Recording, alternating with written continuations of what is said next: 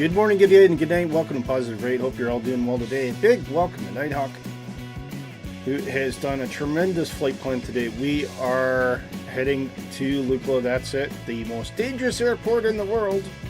Can we do it? I don't know. I guess we're going to find out, though. Big shout out to you. I'm Willie Canuck. How are you doing today? Nighthawk's got something interesting. Draco X. Look at this thing. That's a mean-looking beast, isn't it? Very mean-looking beast. Definitely up for the task today. Personally, I'm in the PAC 750. This is available from Orbix, actually, but so if you're looking for it, it might be available other places as well. I'm not sure. This is rated as an XSTOL aircraft, which extreme short takeoff and landing, I guess. It doesn't have reverse thrust or anything like that, but it has has very, very good brakes. That's the best way I could describe it. I hope everything's going well wherever you are in the world. We've got a fantastic... Johnny Mon, there he goes. Good morning, good people. Good morning, good Johnny. How are you? I thought this might be right up your alley. This is going to be a fantastic one. And we've got a route today, so let me bring that up. And this is all thanks to Nighthawk. We've got some great stuff. So first, we are going to be taking off from Tribhuvan International Airport. This is in Nepal, big international airport, major destination. For anybody about to do what we're going to do, we're going to be taking off and then heading slow climb up to 10,000 feet as we wind our way over increasingly tall mountains. You see how we have all these different waypoints here. If you can't download the flight plan, don't worry, just follow us. It's probably the easiest way to do it. And then there's a bit of a gotcha here. So you need to be up at 13,000 to get over this, because there's a ridge, a high mountain ridge here that if you're not up to 13, so we're probably going to increase up to 13,000 gradually, about there, so that so we can get through this ridge, because otherwise we're going to crash. And then after that, as we come around, we're going to drop down to about 9,500, which is our approach altitude into Lukla. And right about there's a ridge that you got to look for. We'll be looking for the airport on our right-hand side, and then as soon as we see that ridge, we're going to dump the flaps and make our way into Lukla. Once we get into Lukla, because this is only going to take about an hour, once we get into Lukla, we're going to practice taking off and flying around and landing at Lukla, just to see if everyone can perfect their expertise. It should be really good fun. You need an airplane that's capable. It's a prop. You need an airplane that's capable of stopping on a very short distance, but also able to fly at altitude. So if you're in a plane that can only muster about 8,000 feet, it's not going to cut it. Very high altitude, yeah. And that's how it's going to work today, so hopefully you'll enjoy the flight. Got a bit of a rock soundtrack today. Probably just bring that music down a little bit. Anyway, shall we jump into the aircraft? Oh, see Johnny's down there. What's Johnny flying? He's got some sort of prop plane. Not actually give me any indication of what it is. So hopefully, looks like it should be up to the task anyway. Let us know what you're flying, Johnny. Let us know. Anyway, shall we jump into the airplane? Oop, a little bit of frame drop there. I don't know what caused that. Okay. So let's get this guy fired up now. I'm going to bring up the sim noises. Hopefully we can hear stuff. Yeah, there we go. That's it. We can turn on our avionics. Then we've got the flight plan downloaded, so I'm just going to bring that into The PMS 50, big shout out to them, and some big news today. Lots of announcements in the Flight Sim world as we lead up to Flight Sim Expo at the end of June. So tons to talk about today, and yeah, it's an exciting month. It's definitely an exciting month for. There we go. Bring in the flight plan. Should see that up there, and we'll bring in the map. There we go. Okay, we're flying clear skies today. Easiest way to tackle this. You're going with the Gottfriend's JMB Vertigo. Okay, sounds cool. Sounds like a beast able to carry out this challenge. So that sounds good. Right, we gotta close the doors first. So let's do that. If we can get over there, hopefully there's a way to close the doors. How do you close the doors? Oh, there we go. All right, that's it. Doors are shut, and props to full. Parking brake should be on. Yeah, parking brake is on. Beacon and nav light can come on at this point. Put on their instrument lights, and we'll put fuel to auto, ignition to auto, and start her up. So that is going to start spooling.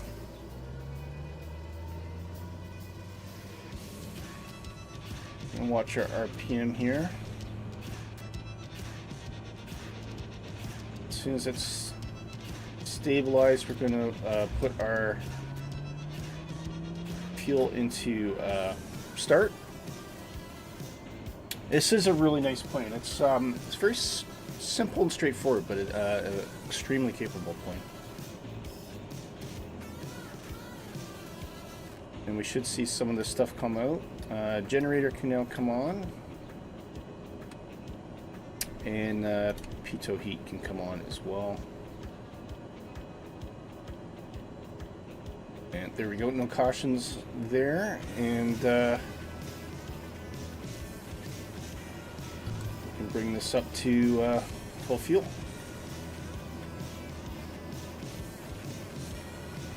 See that ITT, or that NG climbing, I should say. There's our ITT coming up now. Okay, so we're gonna set first stage of flaps.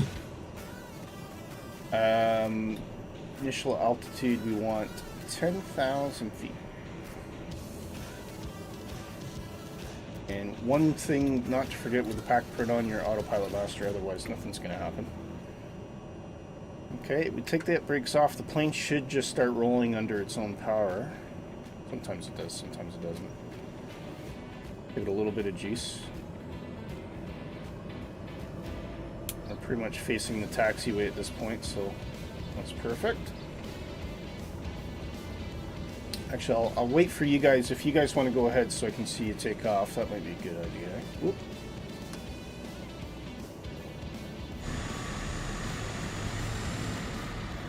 It's Nighthawk. Johnny's powering up. So Nighthawk, I don't know if you want to go ahead of me or should I just take off?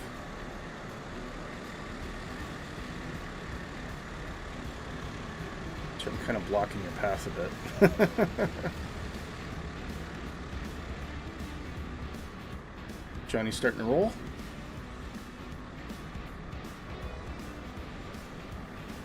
Yeah, he's taking the old grass shortcut.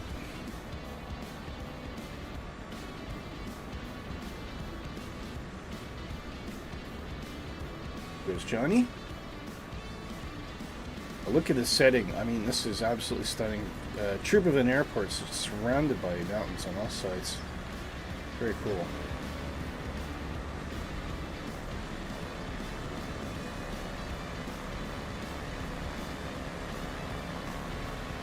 And Johnny's taking a long way around. There we go. Cool. Take the brakes off and let's follow these guys out to the tarmac. I love the way that the PAC 750 sounds, so it's very, very cool sounding airplane. A lot of detail.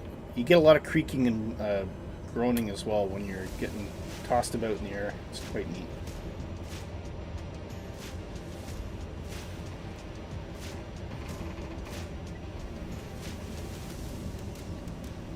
Okay, we are reaching the stop line, so let's get our strobes can come on. Landing lights can come on. I think that's all we've got to help us out here. Okay, ready to go. I'll just roll out to the runway. We'll do a formation takeoff today. How's that sound, guys? So if you want to line up, I've got a little view here just so I can raise my eye point a little to see down the nose.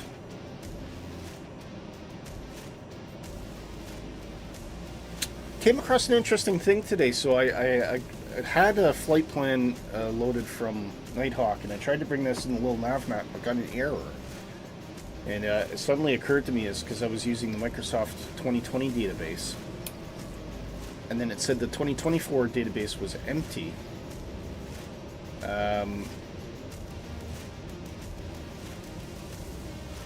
So I read up on this because I couldn't quite understand what was happening. But what you have to do is, because 2024 streams everything, to get the database into a little nav map, you actually have to pause the sim, and it has to be running. Pause the sim, and when it does, it's quite clever how they do it. How have they figured it out? I'll never understand. That is complete lock up there. Okay. You have to pause the sim, and then you load the database at that point. And little nav map will use SimConnect to pull down all the information directly from the Microsoft servers through the sim. Really remarkable, fantastic job. I'm impressed with that app all the time. Right. Let's see if. Whoop. Is Nighthawk with us? Oh, I've lost Nighthawk. Where's he going? You have to restart. Plane at full power was not moving. Oh, right,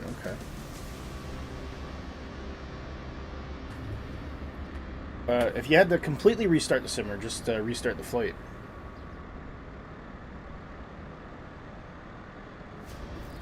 And certainly will give you a couple minutes. So, how's the weather where you are? It has been kind of mixed weather in Scotland.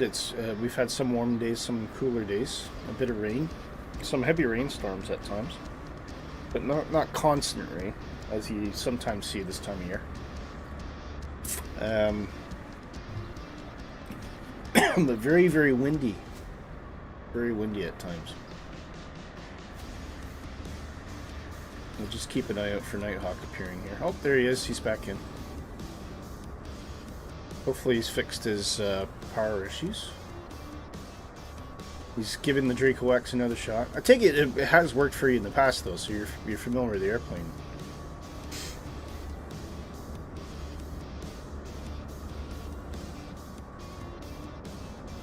All right. So while we're waiting on Nighthawk lining up, we'll just take a look. This is some freeware scenery for Tribhuvan. There's a link in the show notes, I believe, for this. Oh, possibly not. I can't remember if I put it in, but it's pretty good. I got a bit of a nice hangar area there, and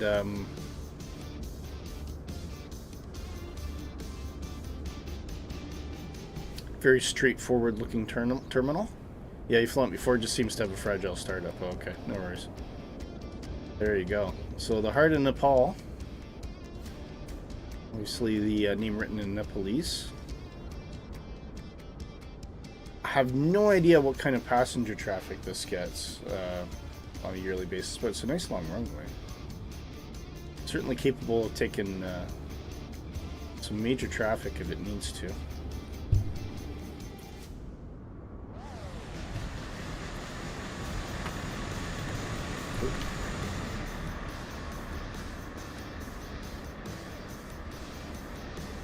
Hopefully Nighthawk gets things worked out.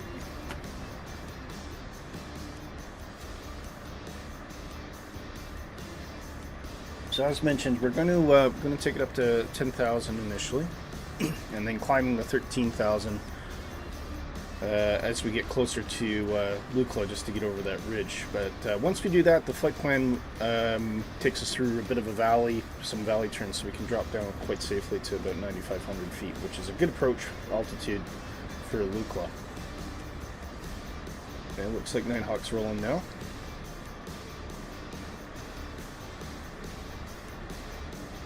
Challenging, I must admit, challenging airplane to land in Lukla is a tail dragger. Not something I would do myself. I'd make a complete hash of it. Tail draggers and me do not agree. Guess I just never really learned to use them properly, but...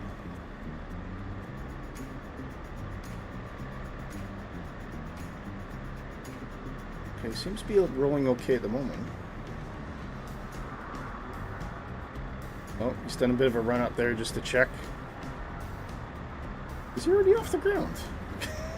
Where's he going? Yeah, run up successful, I think, but he just about lost the airplane. Oh, tail draggers, what can you do? A little bit of a ground loop there to get things going. Oh yeah, that's got oodles of power, I can hear it. Wow. You just gotta watch it on the brakes, because things can get really interesting in tail draggers if you're not careful. There he is. Okay, we're ready to go, guys. Kick the throttle and I'll follow. Off we go.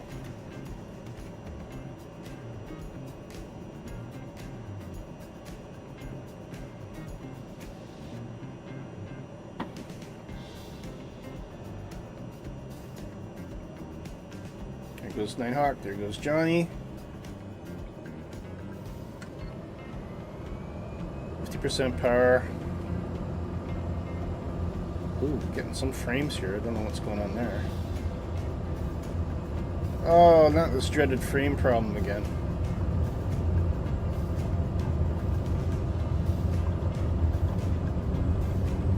Well, this is going to make life interesting.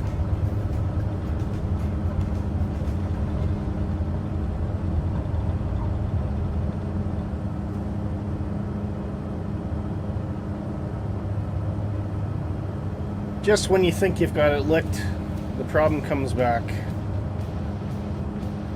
Alright. Trim out a bit. Flaps can come up.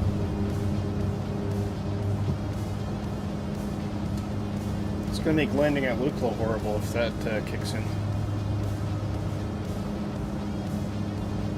Alright, one thing, I'm going to close Volanta. I don't know if that's causing it, but just to eliminate any potential issues there.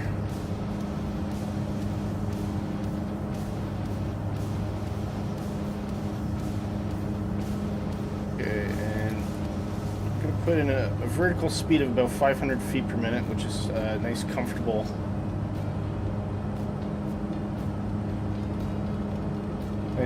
ascent for this plane. And we'll get an intercept path, so we'll bring in the heading mode there.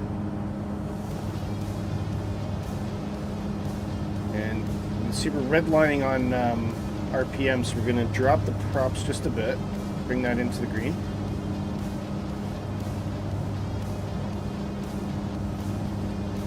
And we can bring up our power a little, but we got to watch our ITT. If that gets too high, that'll go red. That's controlled with a throttle. And part of the reason for that is it's still outside air temperature of 13 degrees. So now, I do want to put this into GPS mode, and we'll arm the nav, and that will take over once we intercept our magenta line. In the meantime, we can just take in some of the scenery here. Look at this. Gorgeous.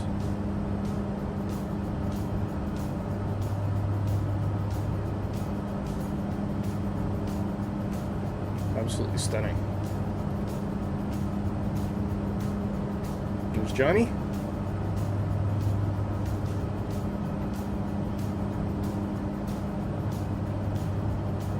But Tribhuvan's pretty high. I think it's about 4,500 feet, so you can see we're almost at 6,000 as we speak, and we're barely above the ground.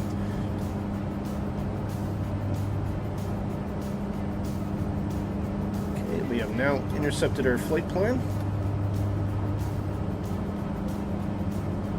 And off we go. Nice gentle ascent rate of 500 feet per minute, which is what we commanded in our autopilot. And we're nearing 6,000 feet.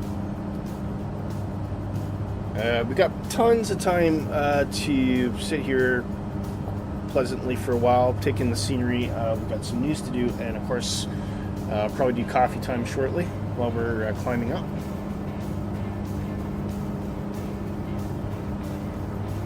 Now, I do have that fuel on auto. Oh no, that's the fuel pump. I think I notice here you can select between left and right tanks.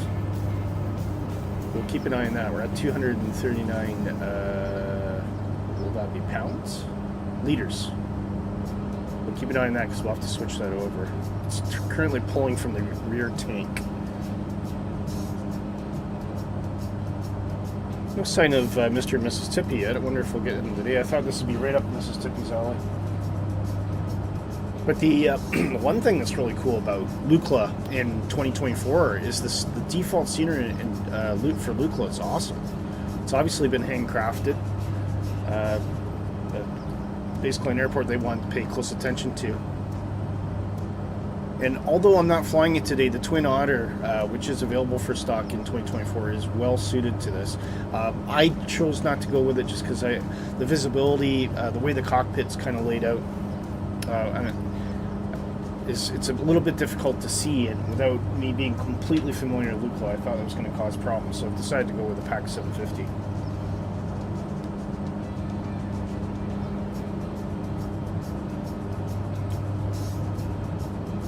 So what I'll do is I'm going to, look at that, stunning.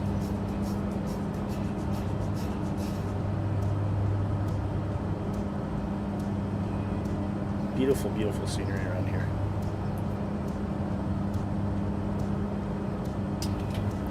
Right, well, while we're climbing, I'll leave you some nice views here. And I'm going to grab some coffee, guys. I'll be right back.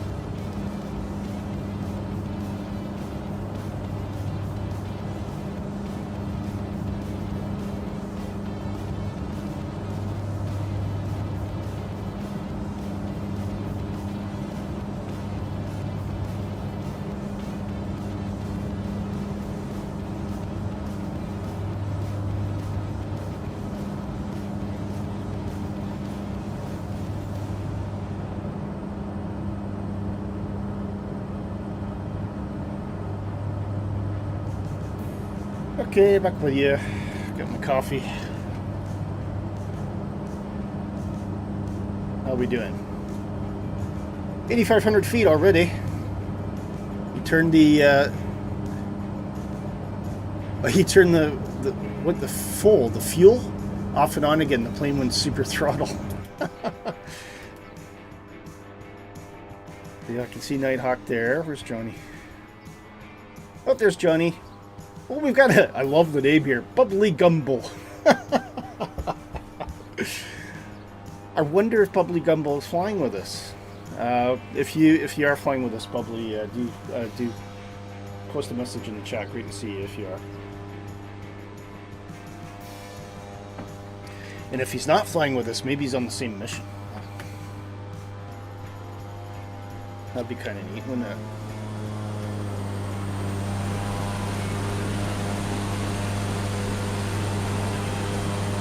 The photogrammetry seems to take a bit of a pause on this little bit of the world. I don't know why.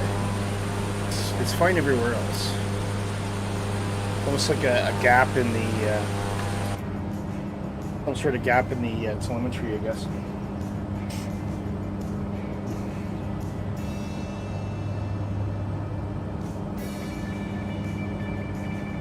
Oh, take off coffee break.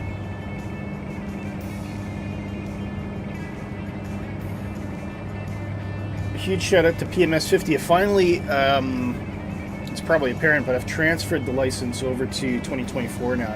2024 is getting to the point where I'm really happy with it.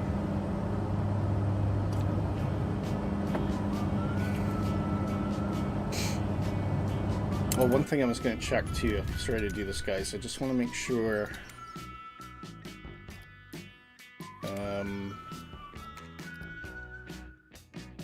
wake turbulence is off, which it is. Now, that originally was the suspect thing that was causing frame rate drops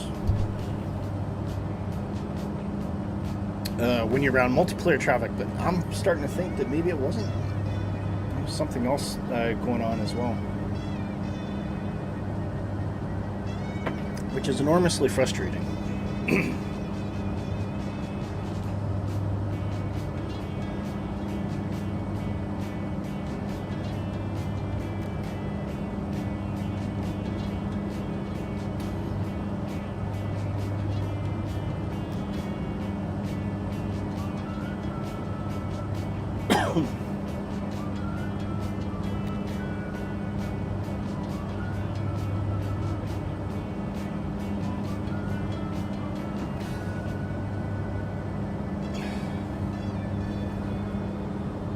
Okay.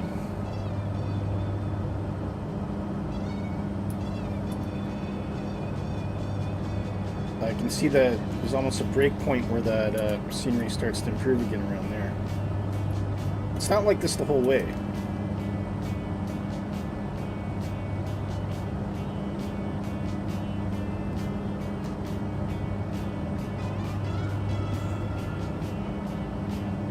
It must have a lot of power, that Draco X Nighthawk.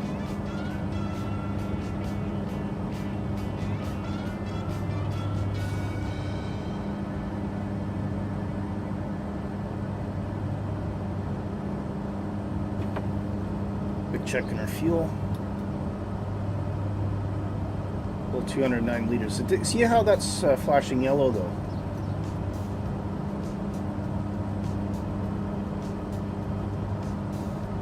Can't tell what's that actually selected to. Is that just on? That's on right. They're both on right at the moment. Draco is way overpowered. Yeah. Yeah, it looks it. Let's switch this over to the right tank. Left tank. Oh, total. Oh, that's just okay. I presume the pump will just take over though.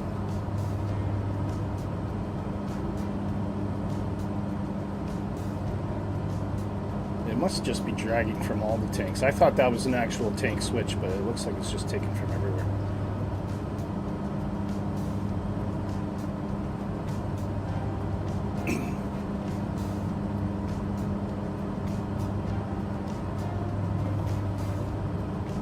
Plenty of fuel to get to where we're going anyway.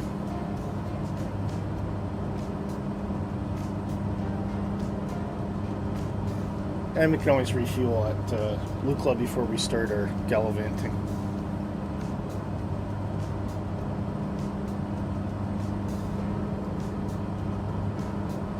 There's Johnny One going behind us there.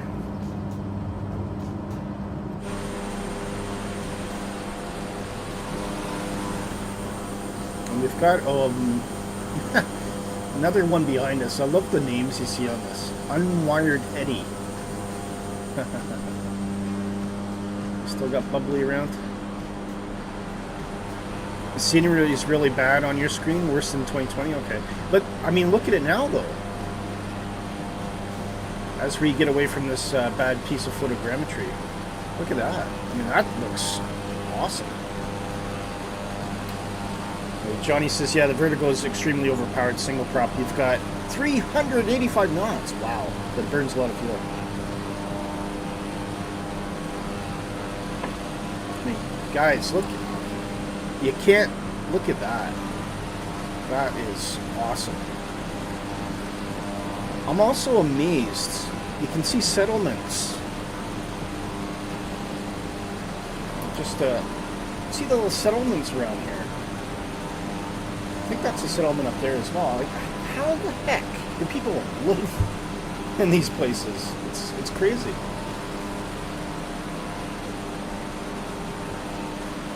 Really, really neat.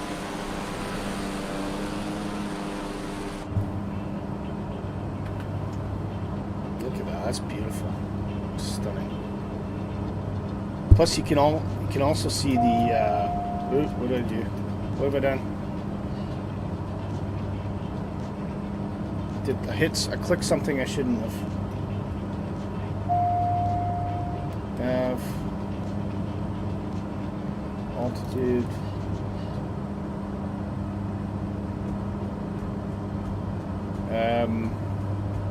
Scenery on your right is really good. On the left, yeah, like I said, I think that is a photogrammetry gap. That's what I think that's caused by. So it's like in their satellite telemetry, they're missing a piece because it's fine everywhere else. But I've seen this. I've done a practice flight the other day on it, and I saw exactly the same thing. So, but it's really good, certainly from here on in and around Lukla. You'll definitely be impressed. Oh, I've hit it again. Stop it, Willie.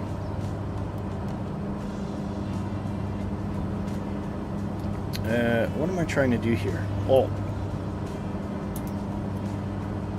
I keep hitting Control 1 instead of Alt 1. And must be a hotkey for disengage autopilot or something like that.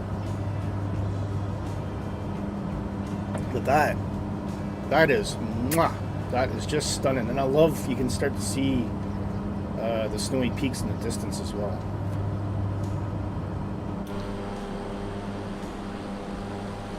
See, it's all cleaned up now. This is all kind of up to top scratch.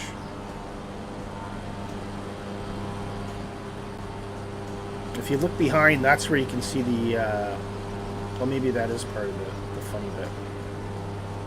Yeah, it does get better though.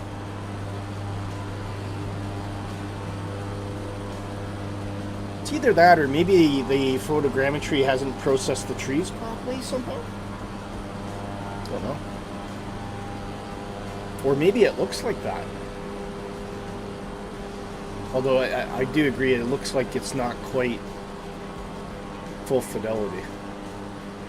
But this looks good.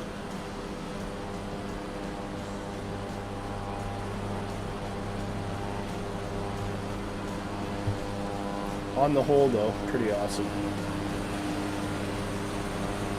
I just love the colors in the mountains. How are you guys falling behind me? I am in the slowest plane on this flight. Either that, you're down playing in the valleys, are you?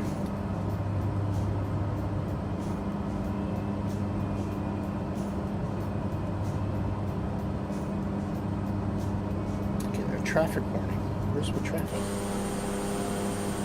Traffic around me?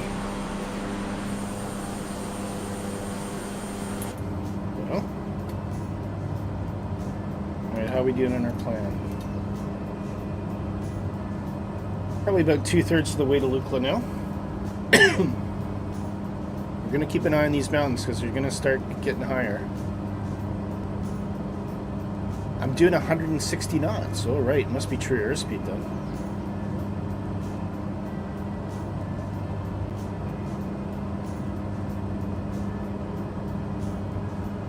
I'm just looking at that now. Oh, so I am. Yeah. I'm only reading 130, but then, of course, that does make sense because at 10,000 feet, it's gonna be higher, isn't it?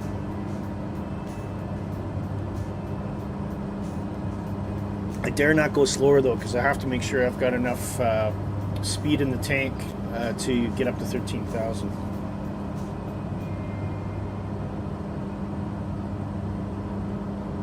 I think if I remember where I need to do that is about here, waypoint 15. So at waypoint 14, and you can actually see the depression map does get more red there. So about waypoint 14, we'll start our climb to maybe even waypoint 13. So probably the next leg. We'll start our climb to 13,000. So I'm going to set that actually.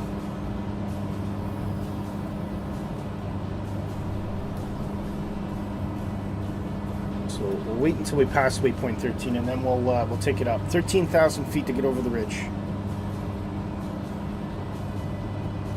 But once you're over it, you can drop right down to 9,500. But yeah, we're making excellent time to Lukla.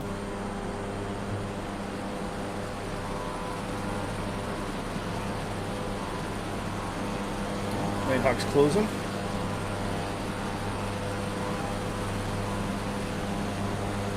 Look at that. That is stunning.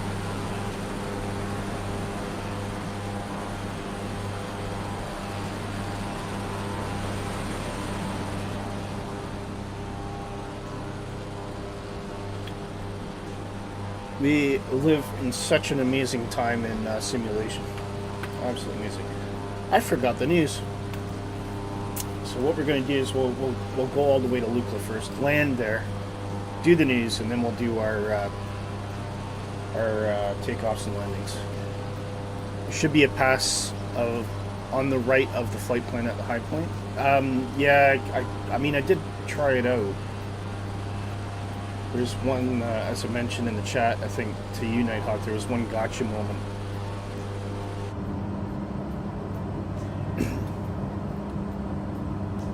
Okay, we're almost at waypoint 13, so I'm going to start our climb now.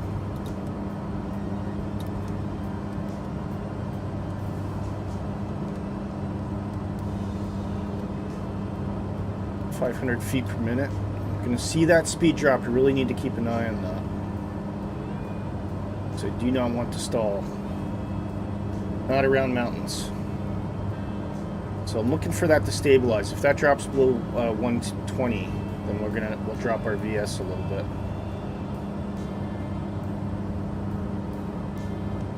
I might even be able to bring up our throttle just a little. We'll take it up to red line.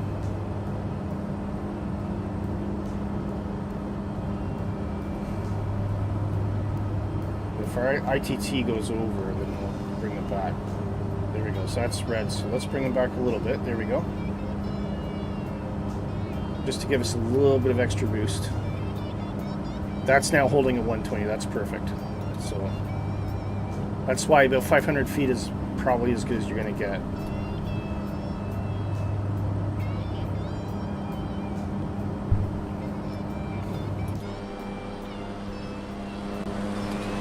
To give it an idea.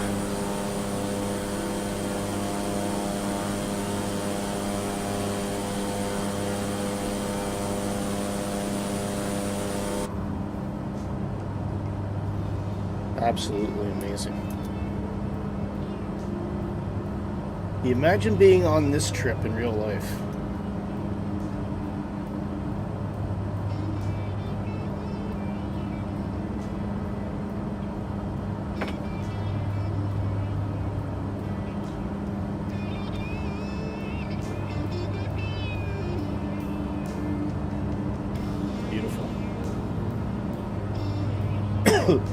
Yeah, no sign of Mrs. Tippy yet, eh?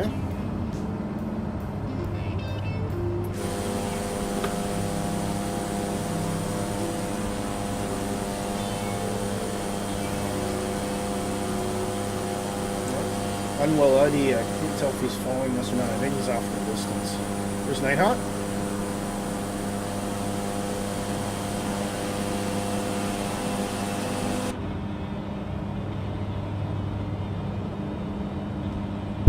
Can we see him? Right, there he goes.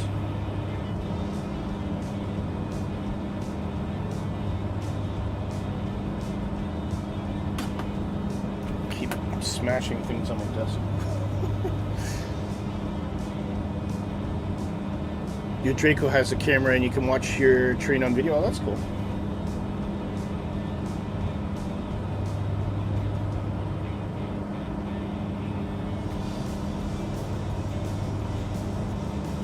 I think that's the ledge I'm thinking about there. That's definitely it.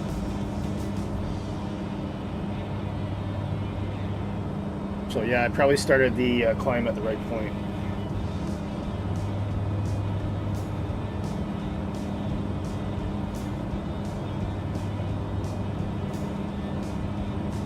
Look at that, it says we're already over halfway to Lukla. There she is, Mrs. Tippy, how you doing? We missed you, I thought this would be right up your alley, but don't worry, we got tons of time to play about. We're, once we get to Lukla, I'm going to do the news, and then we're just going to practice taking off and landing at Lukla. But I've had this this frame rate issue with multiplayer again, so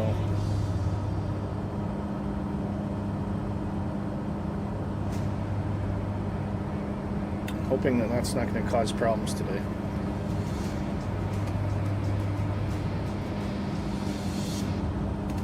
There's something I could probably do to save energy. By turning that off, that might help.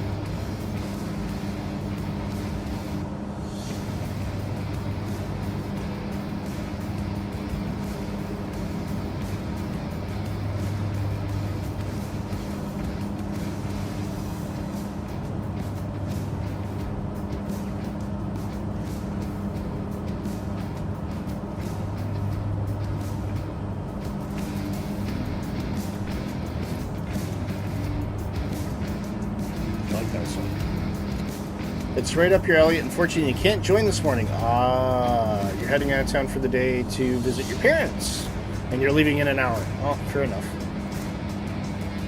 Drat. Oh well. Oh yeah, I saw some clips of that D-Day flight. Actually, that was really impressive.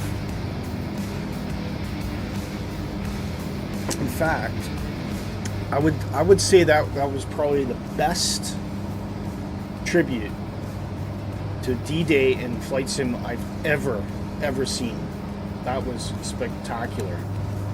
The visuals, just with all the DC-3s flying in formation with the ticket that would have been the Thunderflies helping out with that. Absolutely astounding. Just my hat's off to Murph for that. Really good. And of course, they had all the scenery with the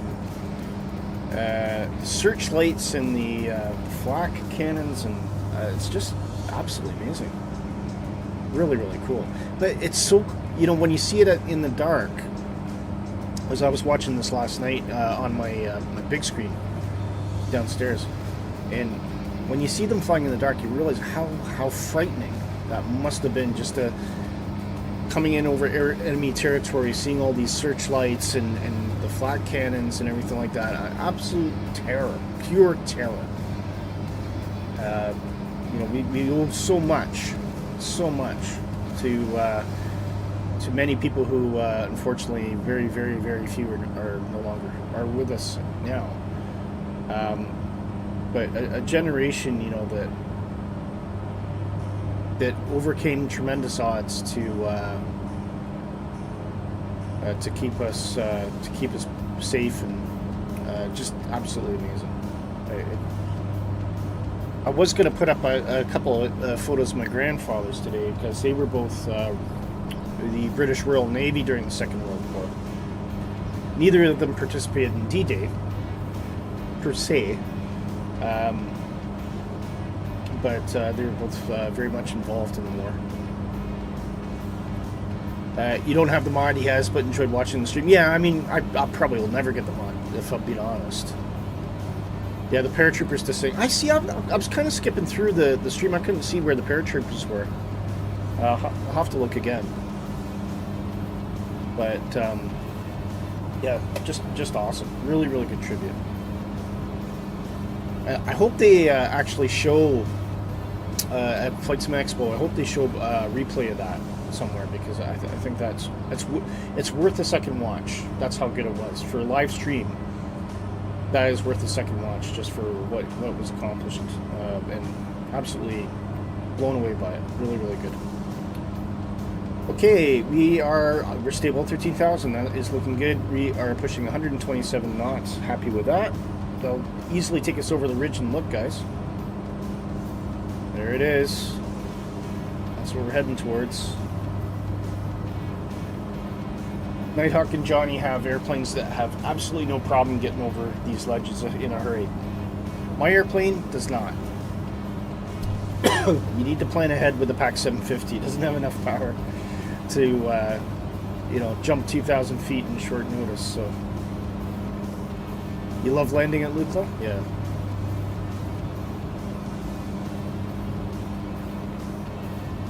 And you can see what I'm talking about. Look at this. I mean, this is almost level with the plane. I dare say we could even use another 500 feet.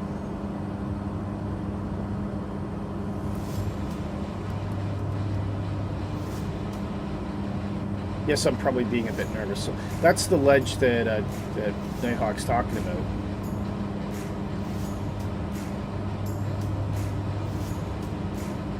Draco and the Vertigo do well there? Yeah. Yeah. Actually, I should be alright. Once we get over this bit, then we can ease off a little.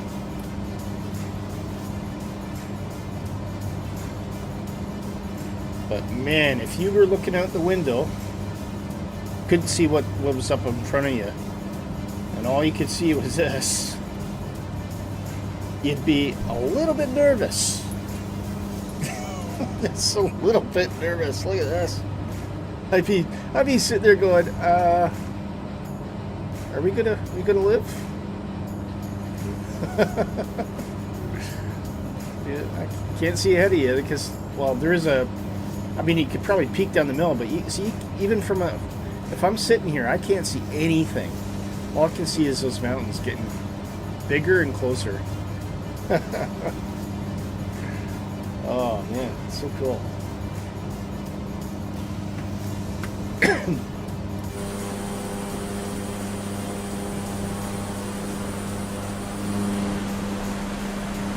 you go. That gives you a really good perspective. 13,400 feet. That's incredible.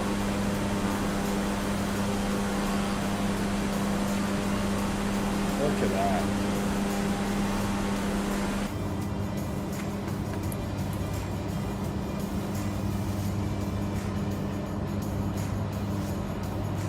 Now, in reality, we're flying clear skies. But if you have any kind of weather and the winds are not going in the direction you want, this is very dangerous because, and I found out the hard way actually, because you get updrafts and downdrafts, and if the wind is coming against you and is causing a downdraft as you're climbing up to the mountain, your plane will just start sinking, and there's nothing you can do about it. And depending on how quickly that happens and how quickly you notice it, you might not even have time to turn around. It is bang, you're dead. That's it. Very, very dangerous. And it's probably the one vehicle that it destroys more than anything else is helicopters, because helicopters, especially search and rescue, when they go on mountain missions, have to be so careful. Because if they get caught in a downdraft on the side of the mountain, it literally just sucks the air and all the lift out from underneath them, and they just drop like a stone. And that's caused a lot of crashes for helicopters in particular. But it can obviously impact airplanes as well. Okay, I think we're over there. A little bit of frame trouble here. Could just because I'm turning around.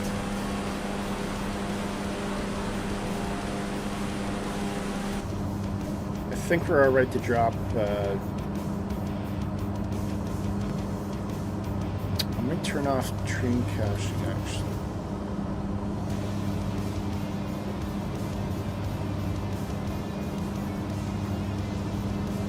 No, let's put FPS sensitivity back in.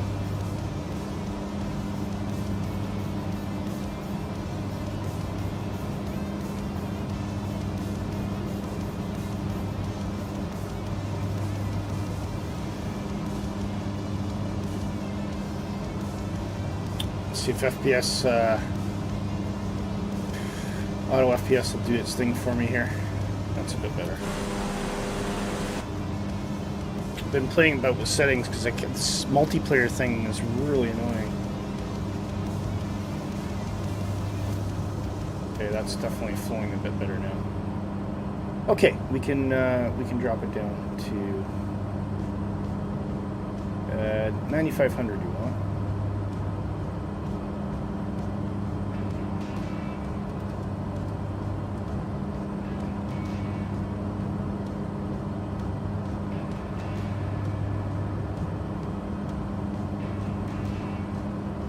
Go a bit more aggressively as well. Let's take 700 feet per minute.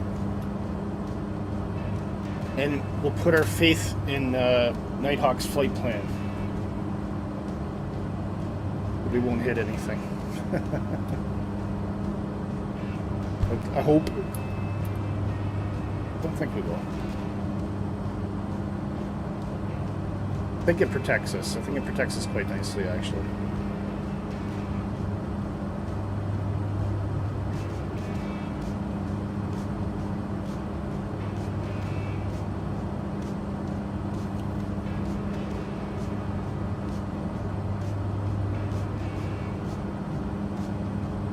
Certainly give you something to think about though when you see those peaks.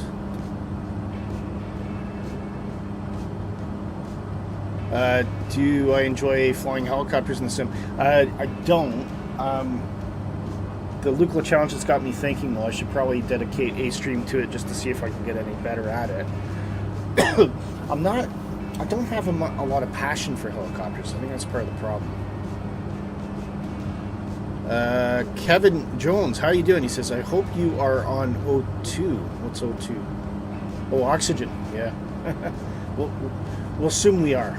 We'll assume we are. How are you doing, Kevin? Anyway, good to see you. Yeah, you'd be struggling at this altitude. Although we are now dropping to 9,500.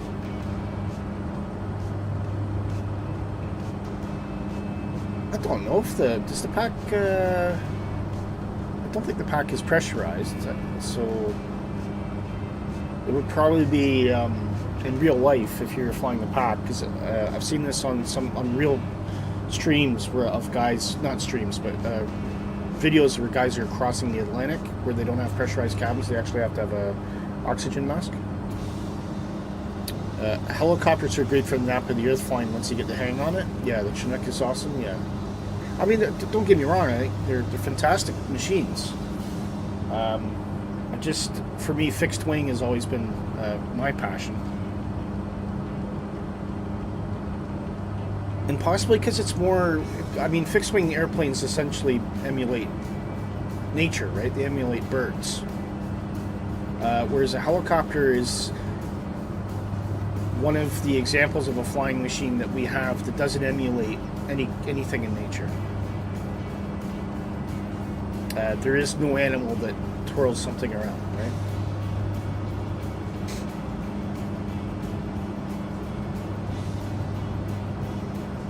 You enjoy helicopters as well, especially Chinook? It must be a popular one.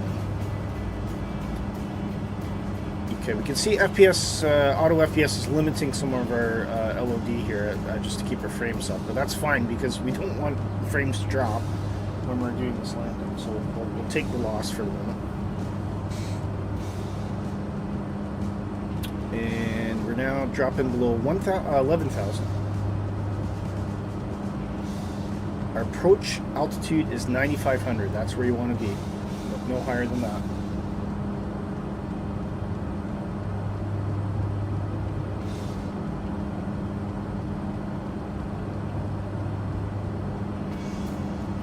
Okay. There's Nighthawk swooping along. Where's Johnny? I lost track of Johnny. Is he around?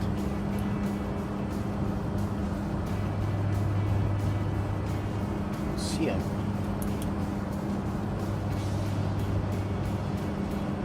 Oh, there he is. Oh, way up there. He must have panicked and hit the ejection button. The Miltech one rather than the one that comes with 2024, which isn't very good. Yeah, I mean, excuse me. What's the coffee come up?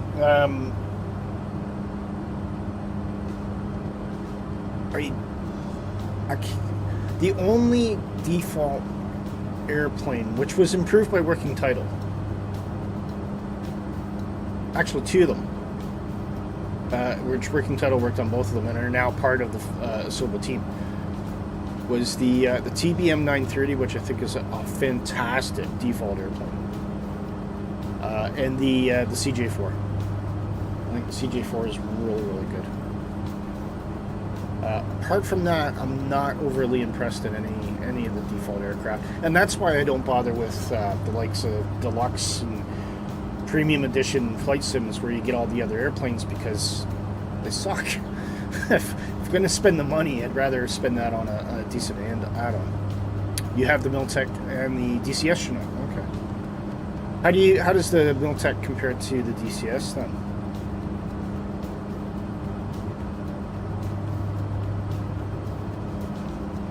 Okay, we are now at 9,500. This is our approach altitude. Lukla is not far away.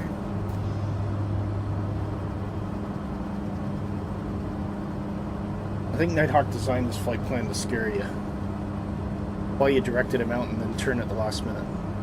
Miltech is easier to fly. Okay. I wonder if that's because the DCS overcomplicates it, or because DCS is actually accurate to life. Look at this, man. Tell you what, look at that view.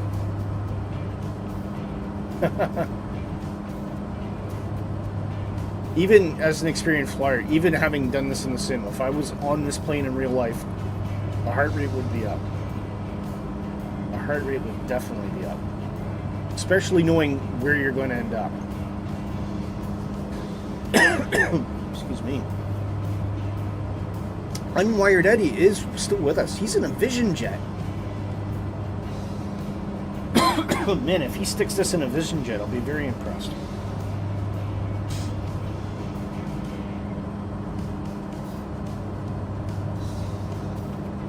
In fact, Eddie, if you are watching the stream, and hopefully you'll stick around as we do takeoff and landings, because if you're doing that in a Vision Jet, I want to see it. I gotta see that. Okay. All right, showtime, everybody.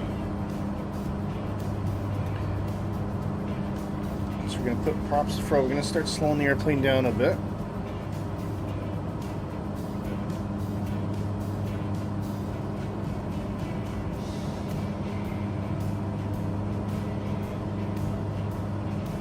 Looking for that final ridge. You'll just parachute in. Oh yeah, they have a emergency chute, don't they?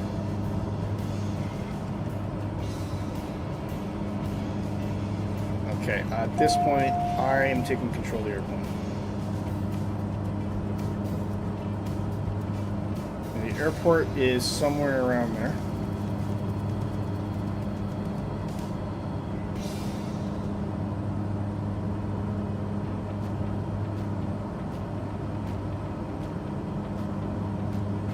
That's our ridge there.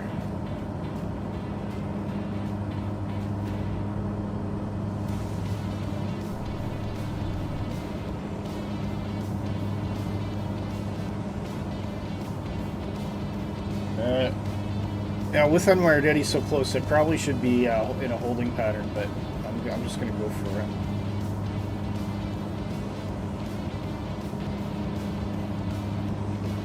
We're just looking for that airport. It's around here somewhere.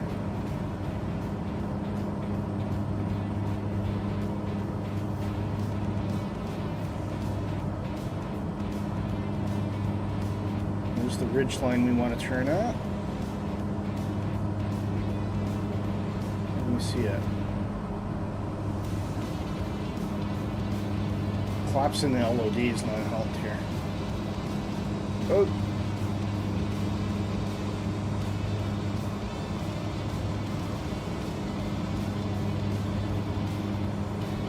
Where's the airport?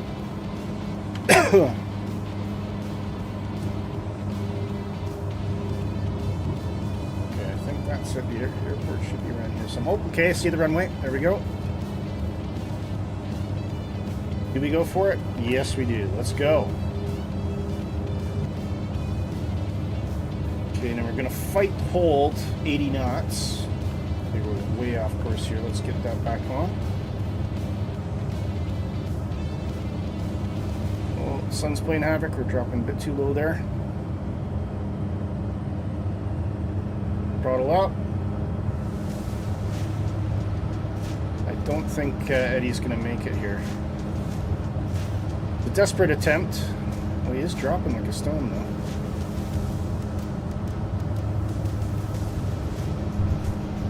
Oh, can't see anything. I'm low. My frames are collapsing. My frames are really collapsing here. This is becoming uncontrollable. Damn. Okay. Alright, I'm going to, yeah, stutters. It's that multiplayer bug again. Oh, I can see Johnny coming in, though. Well done, Johnny! Ooh, bit of a hard one, though.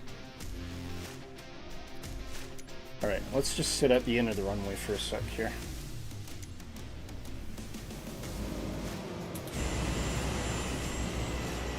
Watch you guys come in.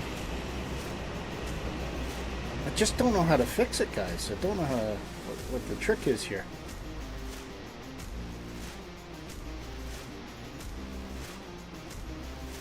And it's so inconsistent. I mean, some streams I'm completely okay, others it's horrible. I'm gonna try closing different windows, so I'm gonna close some applications just to see if that makes a difference. Let's close. What else we got running here? That can go. You've been horrible since SU Update 2. There comes Nighthawk. That's a very good looking approach. Oh. Oh. Oh. You still gotta stop. You still gotta stop. Oh, and Johnny's already taken off again. Oh, that was a bit rude. Uh-oh. Uh-oh. Uh-oh, he's bouncing. Oh, bang! There you go. Oh, man. It depends on the server as well, yeah. Right, so what we're going to do is we'll boot back in at Lukla. So frustrating, though. Because if there's no multiplayer, frames are perfect. If anything, I'm getting 60. So how do I go from 60 to like 10?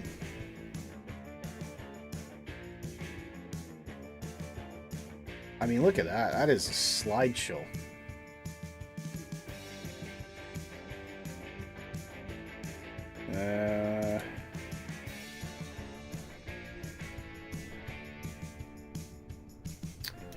let's try something else.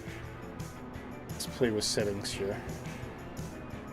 Just in case it's something I'm doing with auto FPS.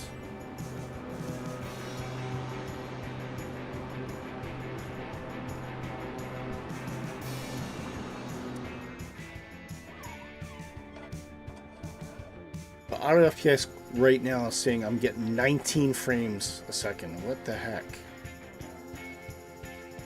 This is awful. Let's see what it does to... Oh, now I'm getting a GPU memory capacity warning. Oh.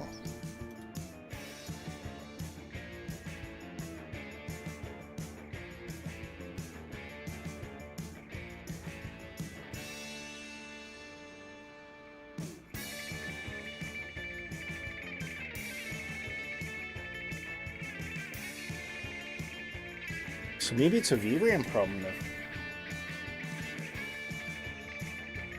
Alright. This is not playable.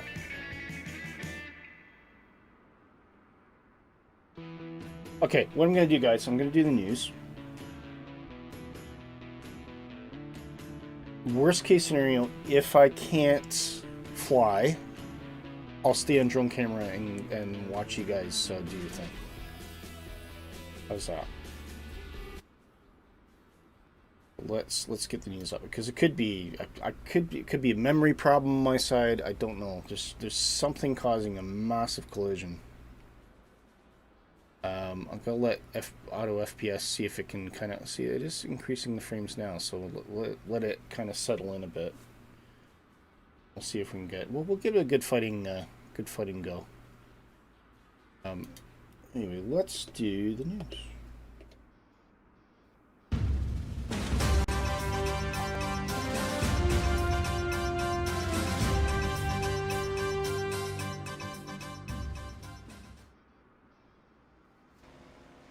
Okay, yeah, I could restart the sim. I'll give it a go. Why not? What have I got to lose, eh?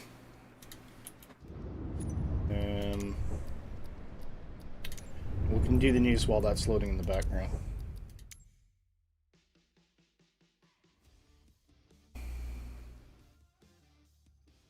There we go. Okay. Everything goes off. Make sure that closed properly.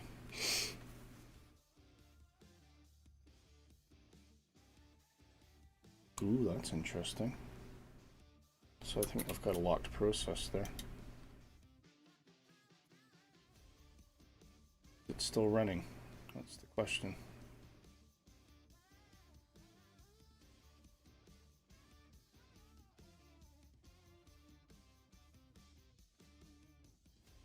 Can't see it.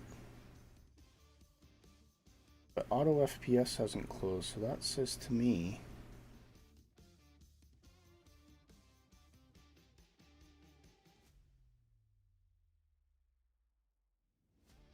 oh, no, don't worry about Johnny. It's alright. It's all good. Gaming services. Why is it too up? If it's that, let's close one of those.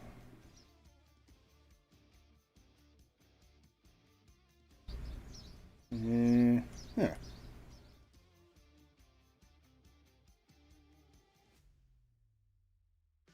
Oh, why is Edge open? I don't open Edge. Microsoft Edge. Oh dear, oh dear. Now let's look at this in order. Oh, FPS, right? You can go close. Actually, just close it there. Yes. I'll close the little nav map. That might be causing a problem. Everything else is looking okay. Sorry, guys. This is probably not the most exciting thing you want to see on the stream. That should not be open. Why is that open? Microsoft Edge. I don't even see Microsoft Edge open on my computer.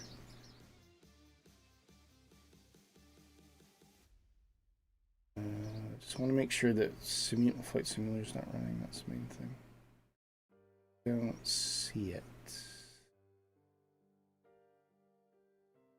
Okay. All right.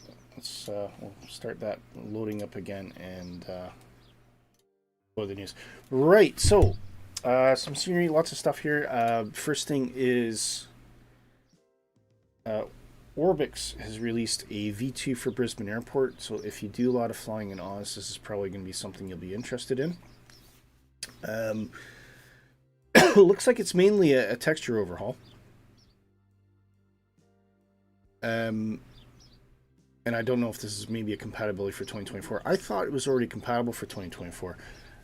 Solving troubleshooting is part of the gig. Yeah, it is, absolutely, especially when it's causing this kind of problem. So that is looking pretty cool. And then we've got Imagine Sim. I've not heard of them. They've released Dallas Fort Worth Airport for Microsoft 2024. Right now that's completely locked up for no reason. So we got a bit of a picture there for you. That's looking very good. Definitely one to check out if you are looking for some American airports. Joswecki have previewed Western Sydney, Australia. It's looking really cool. I love the ground textures around this. Look very, very improved as well. Probably very accurate to real life. And then we've got Parallel 42. This is one of the first utilities I've seen that have been updated for 2024. Parallel 42, very prominent in 2020. Lots of good stuff that they have, but not a heck of a lot has been updated for 2024. The camp out utility is probably one that you're aware of. And they say that this is free upgrade for 2024 for 2020 users, which is great. But essentially gives you this kind of campfire atmosphere for bush flying. And of course, if you're in the snow, it kind of gives you a dog sled and all that kind of stuff. It looks very good. But this is the first time I've actually seen this available for 2024.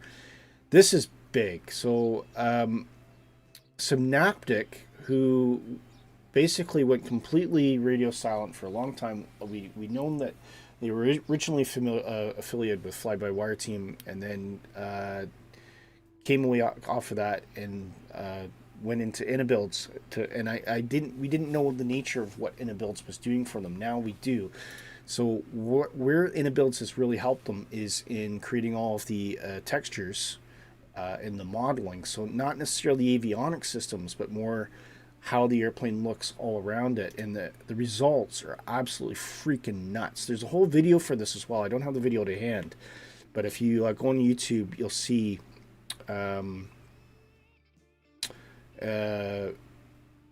a Synaptic presentation. And the other big news, which I'm going to talk about in a minute, is that I believe that they're bringing this to Flight Sim Expo in June, at the end of this month. So that is a big deal. Sorry, that's Microsoft loading up there. I've lost my screens. But the textures on this are just freaking insane. The amount of detail in the video does it a lot more justice than these pictures do. So I highly recommend going to check out the video. I mean, look at that. Absolutely stunning. It looks good. No idea on performance or what kind of machine you're going to have to run it, but for the first ever proper high fidelity Airbus 220, of course this is the Bombardier C series. As a Canadian, I have to remind everybody of that. But for all intents and purposes, it is now the Airbus 220. This is the first time that we've had a high fidelity version of this airplane in any flight simulator, let alone Microsoft 2024. So that is something to get really excited about. Look at that. There you go, guys. Those. So it's not. Is that the CFM LEAP? No, that's the. It's a Pratt & Whitney. I think it's the 1000G geared turbofan. But it's looking really good. Really excited about that. And you can open the cowlings too. That's cool, eh? That is really cool. So yeah, that's something to get really excited about. Nice. Johnny says you'll be attending FS Expo in Providence. Oh no, will I? No, no. I had considered it, but due to the fact that I'm a dual citizen Canadian Brit flying from Britain into the States, I think I'm just setting myself up for a lot of trouble. Is the best way I can put it, and I didn't want to put myself in a position where I paid all that money and then I get there and something, I don't know, trips off the immigration officer thinking the wrong thing, and then the next thing I know, I'm kind of detained for a couple days and probably sent home. And at that point, I've spent all this money and I've not even gone to the expo. So, is it being a bit paranoid? Probably, but a lot of people are going through this. I mean, my uncle, who was driving a motorhome over the border, they go to Arizona every year. They actually came back for a funeral. They drove all the way back up for my cousin's funeral, and they had bought some groceries in the States before they came over the border. Went to the funeral, got back to the motorhome, and started driving back. As you're going over the border, they were pulled over. The motorhome was searched, and they found half a tomato, which is a tomato that they bought in America, coming.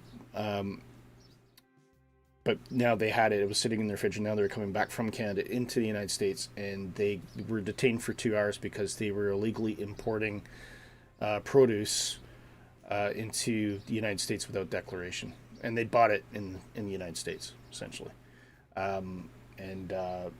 It's really, my uncle loves going down to America, to the southern states, and now it's completely changed his perspective on everything.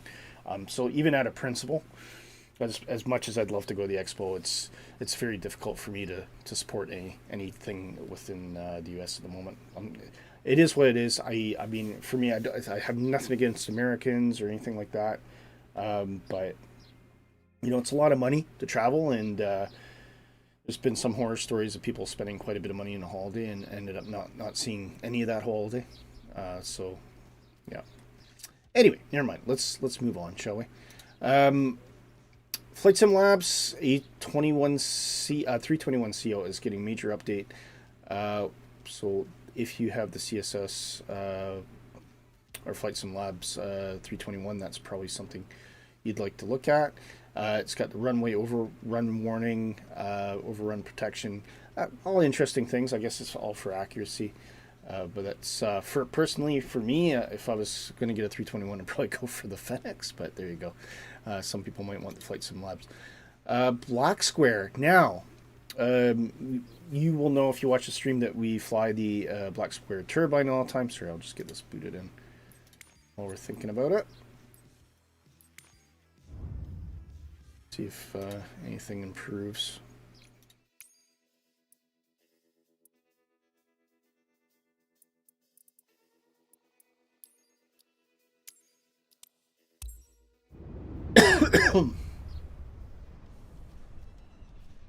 While that's cooking, we'll go back here.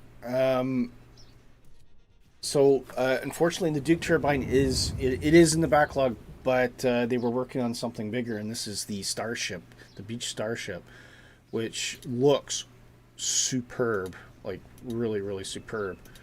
And the performance on this thing's amazing. It's fast. It's I can hear some noises here. It's fast. It has a great altitude. It's a pressurized cabin, I believe. It's a very unique looking airplane. Only 50 of them were ever built, and only 6 are still flying today. But the cockpit looks absolutely lush. It's like a glass cockpit, high-tech glass cockpit, but from the 80s, which is a really interesting kind of look to it. There you go. Very, very pretty airplane.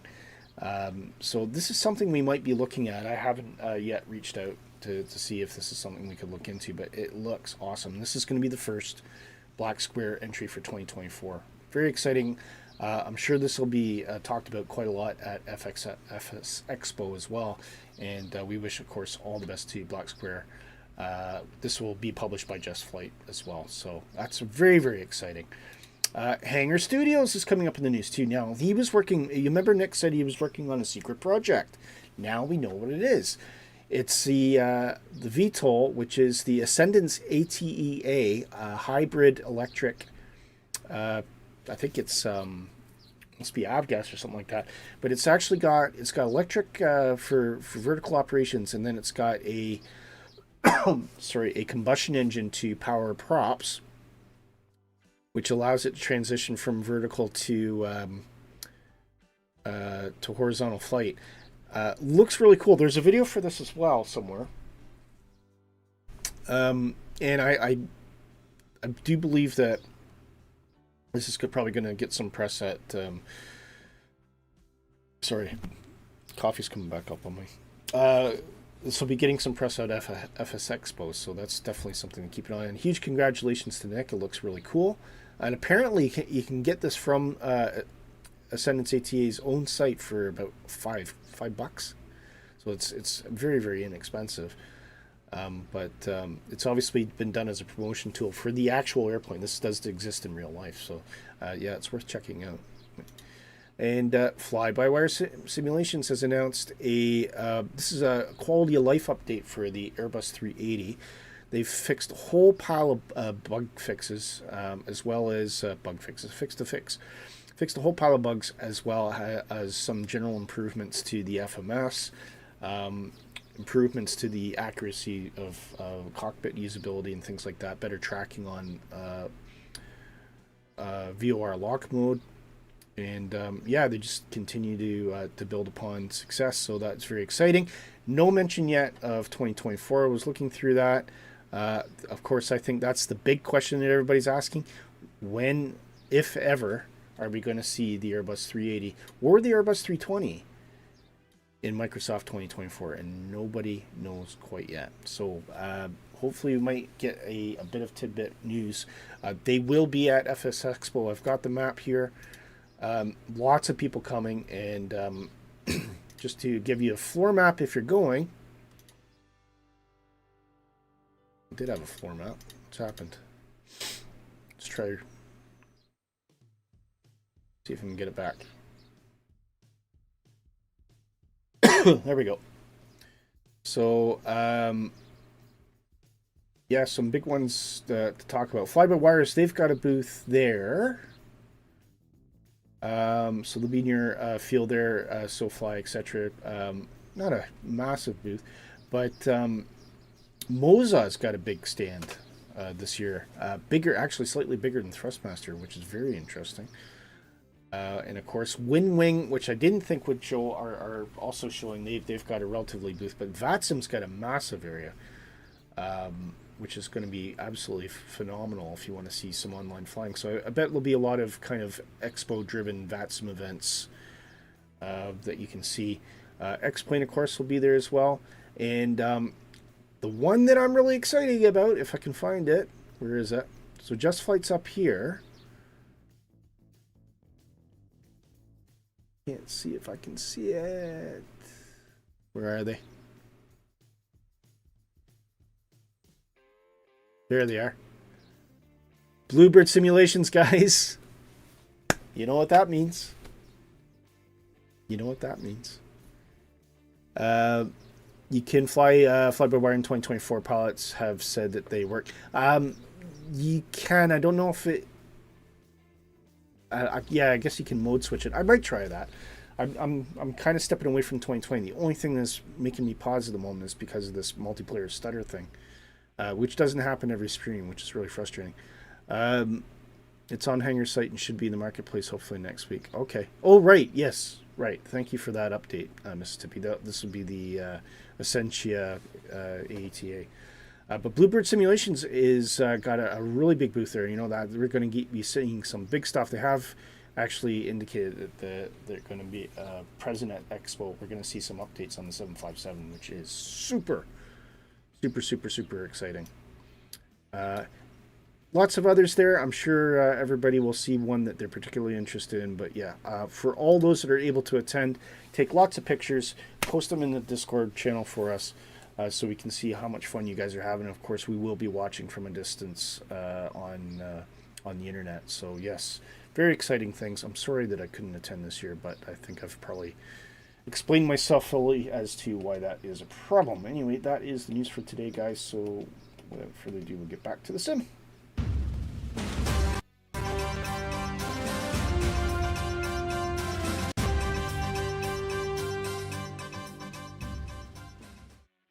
Okay, this is already looking more promising.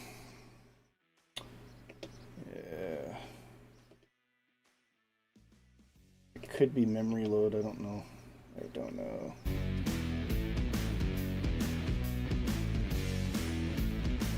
Okay, let's get everything up and running.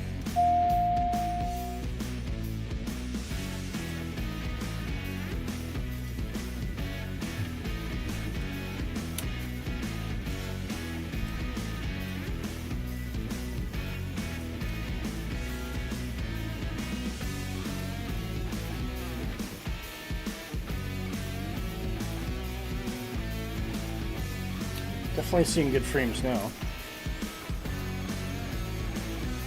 That's a lot better. Okay. Hopefully it stays that way.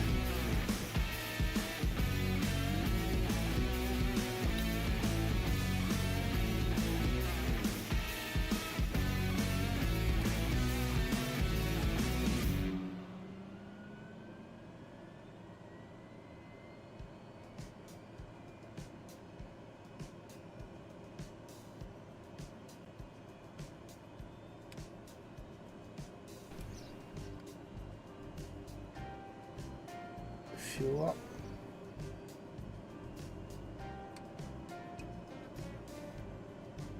Hey Brett, how you doing? I'm having that horrendous FPS bug again. So I've just reloaded the sim to see if we can overcome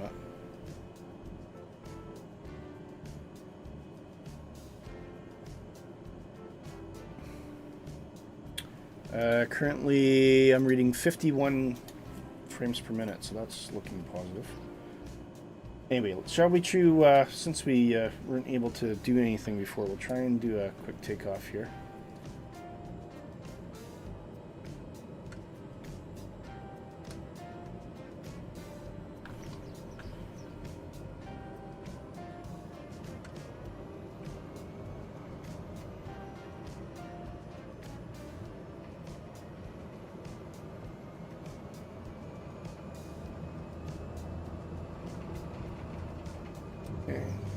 Flaps.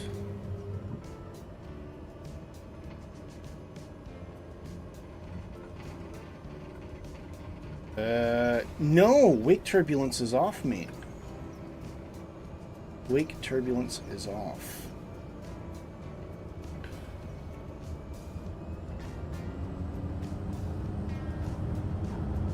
So yeah, something is up.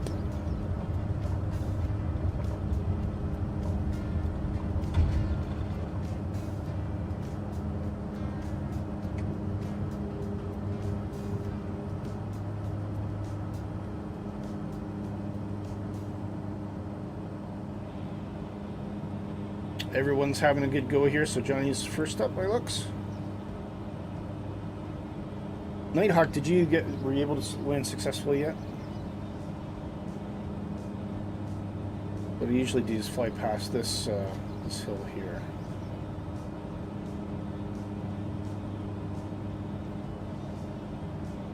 So what causes it? It's up and down. It could be I think it might be VRAM, because I did get a GPU usage issue, Brett. So I must be falling foul of the VRAM problem.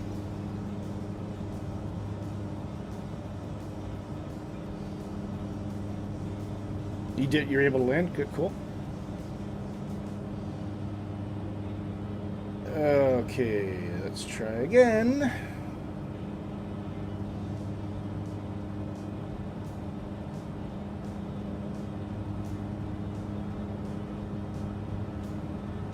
I'll show you what I originally intended to do.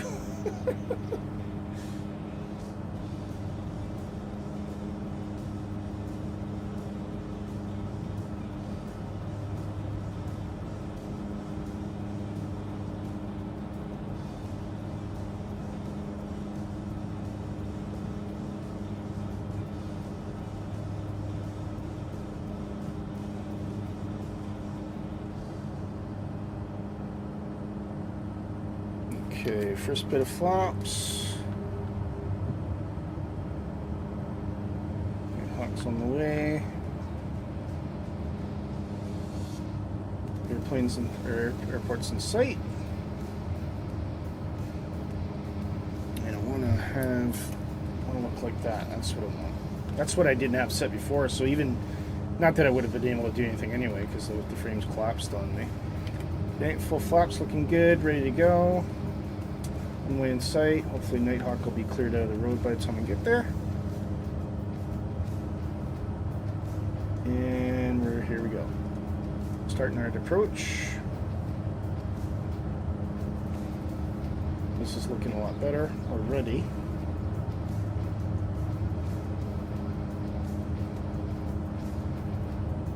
A bit hot, so I'll slow down a little. I want to be around 80 knots. Well, that's where we want to keep it.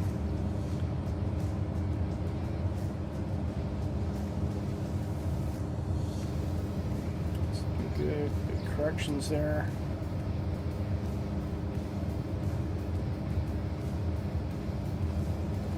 Power, a little bit of power. Keep it at 80. Okay, we're going to run into Nighthawk by the looks of that. And we're going to cut throttle. Down we go, through Nighthawk. A little bit of braking as we get close to the bump.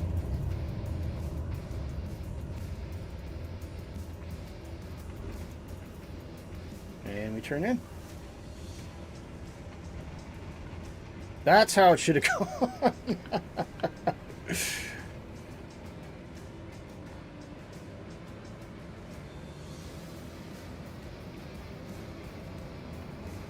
Thanks, Brett. Okay, so now I'm going to park up for a sec. Let's get a good look at Johnny doing this thing. And Nighthawk is upside down. All right. Oh, he's fixed again.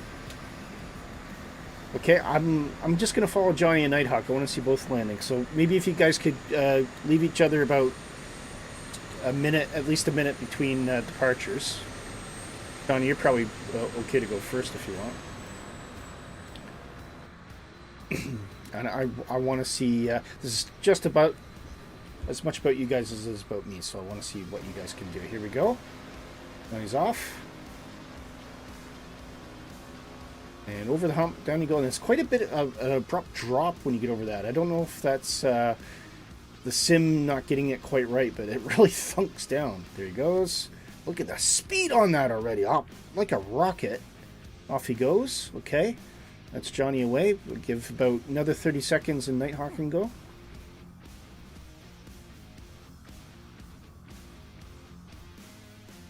Maybe, yeah, another 30 seconds. We'll give him, just so we got clearance between landings. That's the main thing.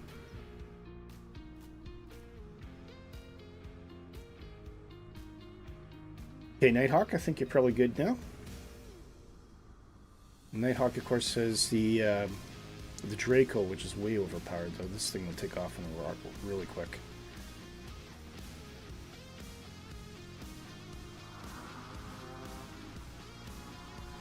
There he goes. I can hear that engine throttling up. Whoa! He's off to the side. And he's flipped. Looks like maybe a rudder control issue there for a second. I'm not sure what's caused that. Johnny is... he's done the loop. So I think... Nighthawk's... I think he's just going to try and quickly do a standing takeoff right there. There he goes. Look at that. Absolutely no time at all. Oh, he's done again.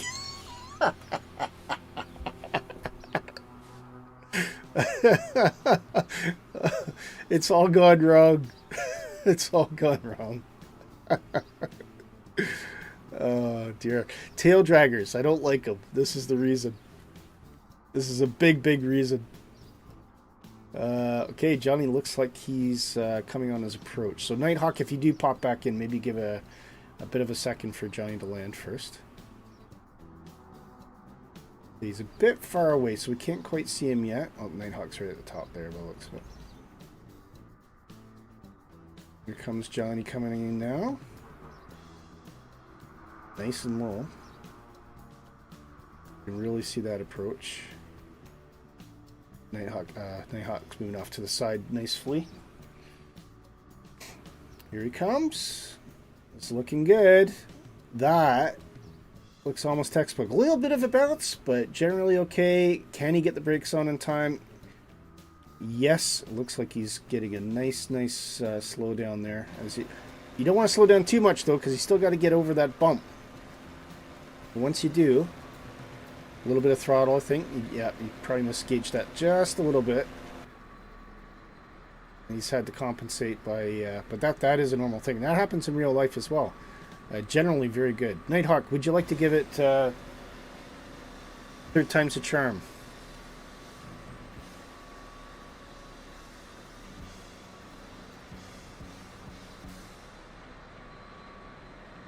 Rudder is so sensitive on the Draco. Oh, right. I figured it was something to do with the rudder.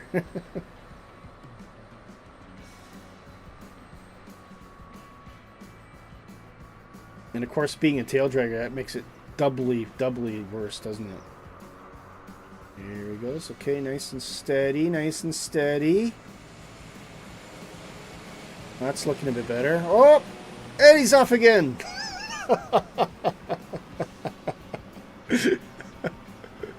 Oh dear, oh dear. Right, shall we give it one more go? Let's hopefully at least we'll get Nighthawk landing if he can get taken off behind me. Okay.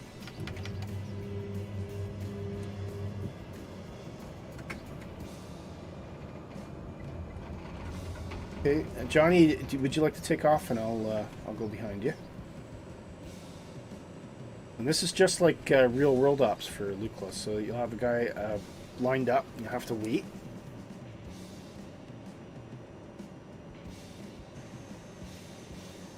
Here he goes. Oh, I got a Nighthawk on me. Okay. Should be able to see Johnny taking off behind us. Or in front of us, rather. See him pop up.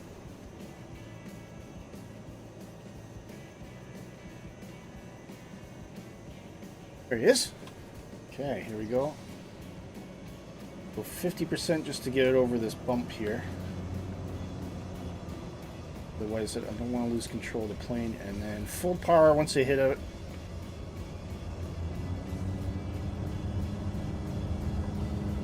That hill really helps you pick up speed quickly. Pull up just the last minute as we clear. Flaps in.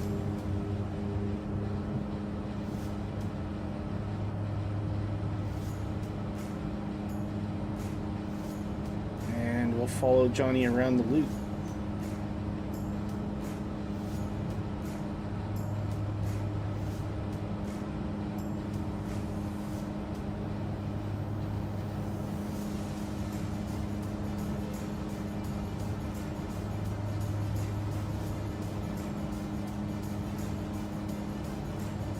Johnny on the backwind.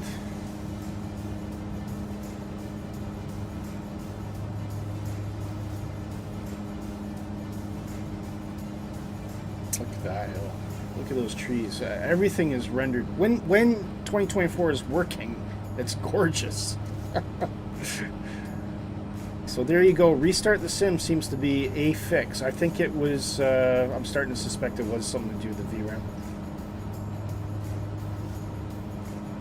And I just didn't necessarily realize that that's what was the major cause of it. So, but look at this. I mean, frames as solid as you can get right now.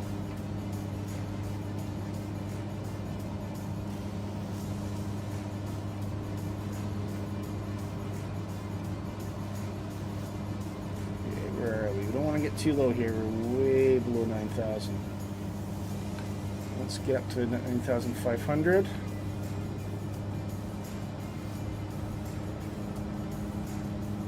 Boats.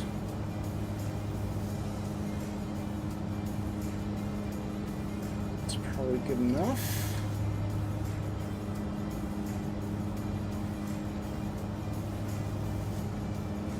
Okay, we're going to drop the first stage of flaps as we get near that ridge. I'm going to eyeball the runway. There it is.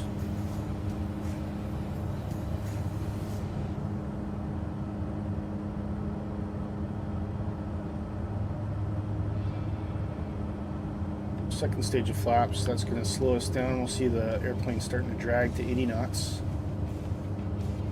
Raise that throttle to compensate. We don't want it to go lower than that.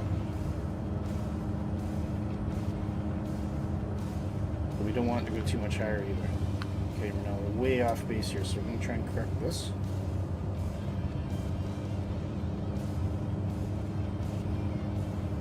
A lot of active movement on the throttle.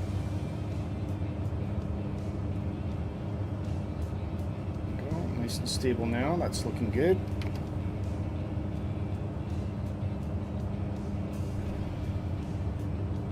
A little bit more throttle compensate. Get it up. Keep it at 80. Getting close. Getting close. Okay, raise that nose a bit. Cut the throttle there.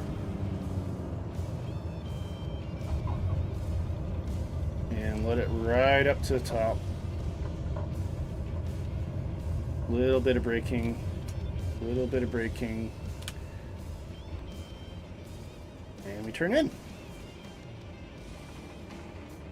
Can't seem to land without a little hop. Yeah, it's... and I think every airplane's probably a little bit different, isn't it? Right, now I think Nighthawk might be out in the wild here, so let's go see if we can see him. Oh, there he is. He's taking a very interesting departure there. Oh, thanks, Johnny.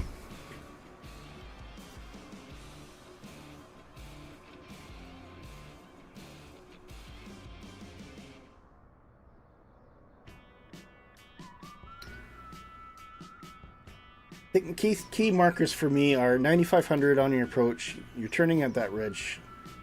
Get yourself on the on path for the airport. You don't want to come in too shallow, but as you get closer, you really do want to drop it down, so you're just easing up over the threshold. Cut that power, and hopefully you settle in for a nice landing there. You're gonna get another coffee, right? Okay. See you in a minute. We've got another 10 minutes, guys. So we'll do another 10 minutes of takeoff and landings. Really make Mrs. Tippy jealous that she didn't join us today. I'm sure she would have loved to have shown off for this. Okay, Nighthawk's making his approach. Now the one thing Nighthawk has, which I don't in the pack, is he's got a lot of recovery power. If he gets in a spot, he can pull it out. Whereas with the pack, you got no choice. Once you're committed on that landing, you have very, very few options.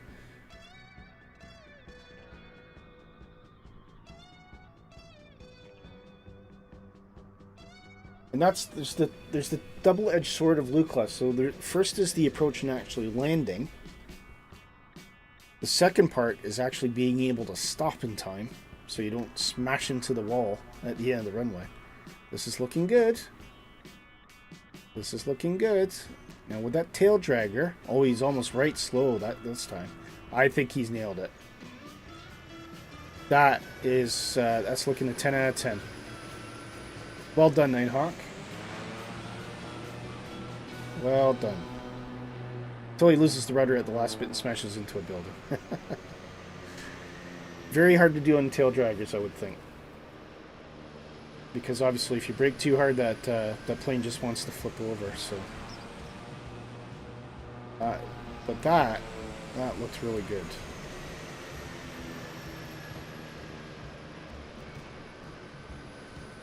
And Johnny's ready to go for his next turn. So we'll let Johnny swing out.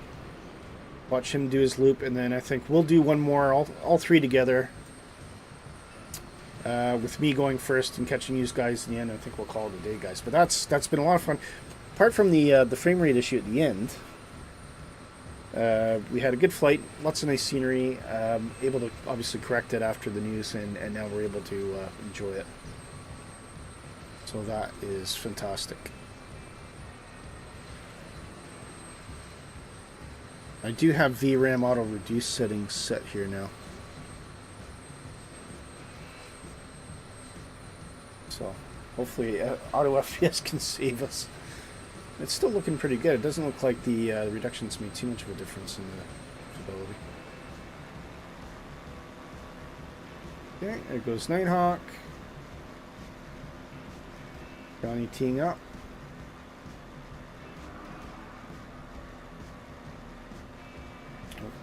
Nighthawk didn't even need half the runway to take off there. That's a Draco doing its thing.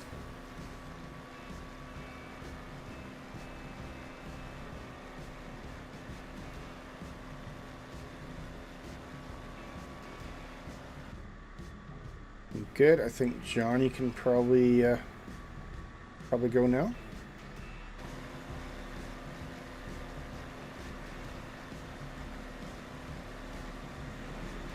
Worst places to be, eh? There he goes.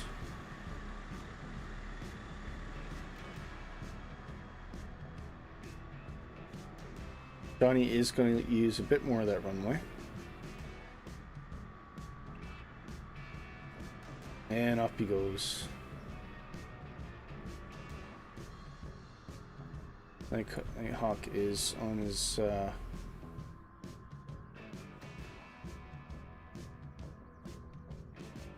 well, it won't be the base leg, but it'll be the downwind leg.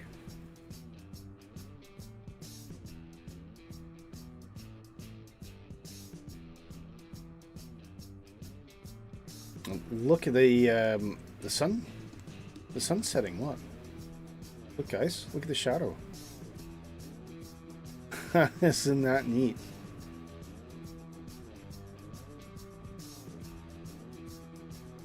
Oh, that is very cool. Very screenshot worthy, that, isn't it?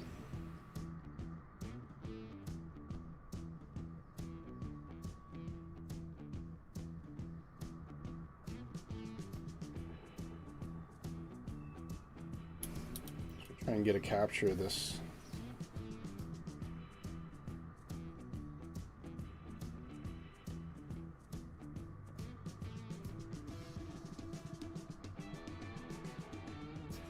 Just with that sun setting and the shadows creeping in, it's just absolutely beautiful now.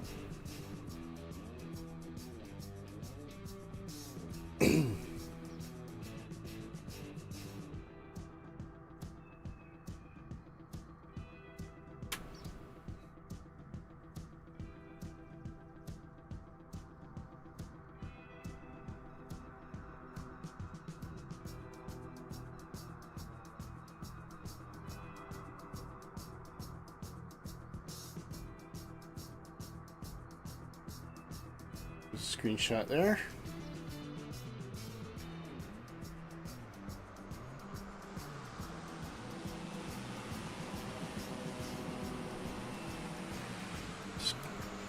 Trump print screen, okay. So we can get Johnny in there as well. Definitely one for the gallery if we can get these going. And that looked well under control. I don't think... oh, looks like Nighthawk might have swerved out there.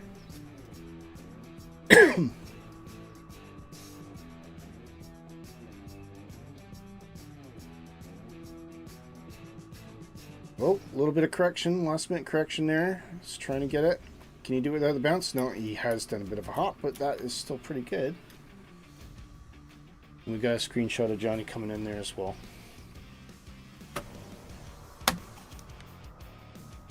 Absolutely no problem braking, so therefore I'm going to give it one more go.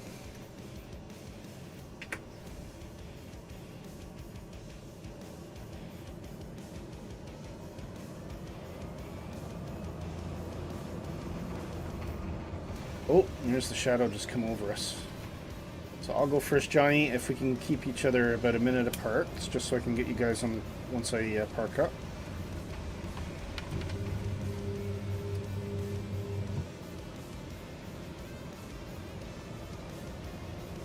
Let's just cast that whole runway in the shadow now. Look at that.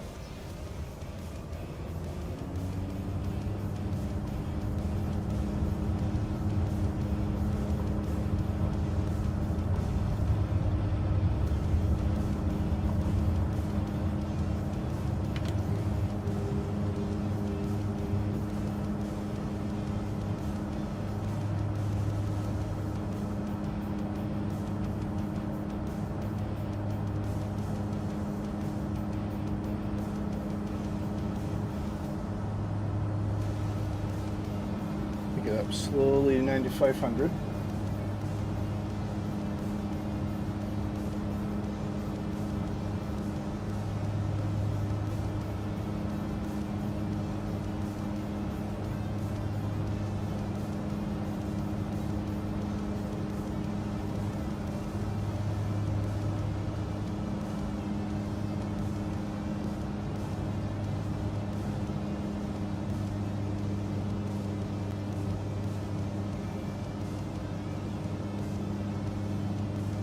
Get a good look at those mountains. Look, there's houses there. Like how? How? How? How do you get there? How did they even build a house there, let alone get up there to stay in the house? I don't understand. That is some very determined people, I'll tell you that.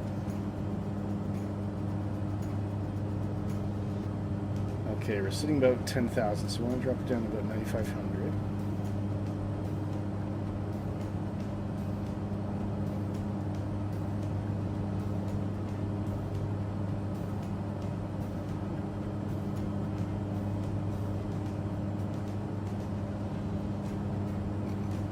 Well, rolling that out. Oh, we've got Wow 1988. Up a bit, and we'll pop first stage of flaps out, get the airplane slowed down.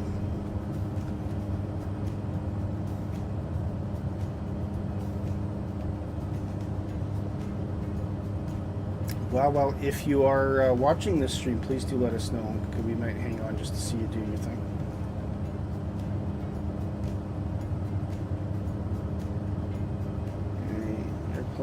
Airport in sight. Grab all the flaps.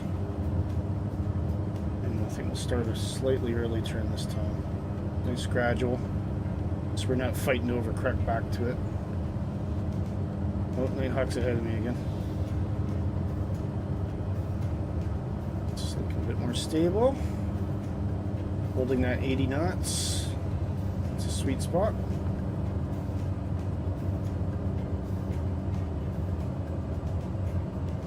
Letting the plane just come down. A little bit of throttle, keeping it at 80. Until it's really in shadows now. Okay, slight overcorrection, so bring it back. A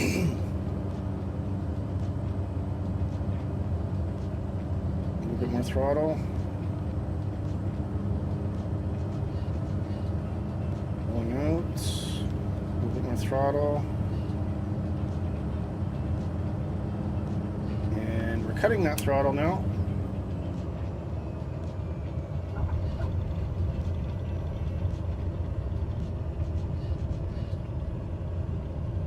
A little bit of braking.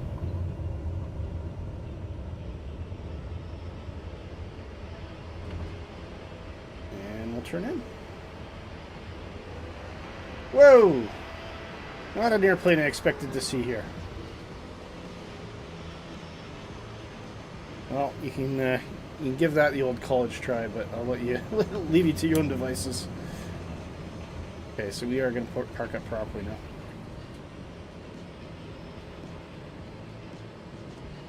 Okay, there's always one, isn't there? Okay, that is good. Everything can come off now.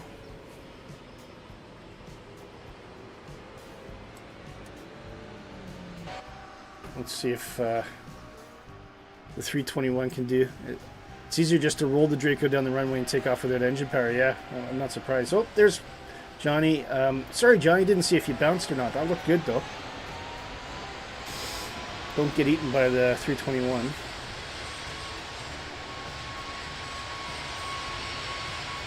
There you go. And I presume the 321 wings just struck a building. So there you go. Yes, this is why that doesn't work here. Perfect. Well done, guys. Absolutely amazing. Thank you for your time today. Oh no, he's somehow materialized outside of the... Let's go get a good look at each other on the tarmac, shall we?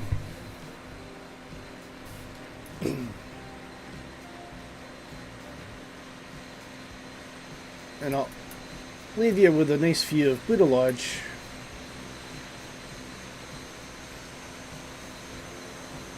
At Lukla Airport. Thank you very much, guys, for joining us today. You did bounce once, so okay. But you're still very good landings.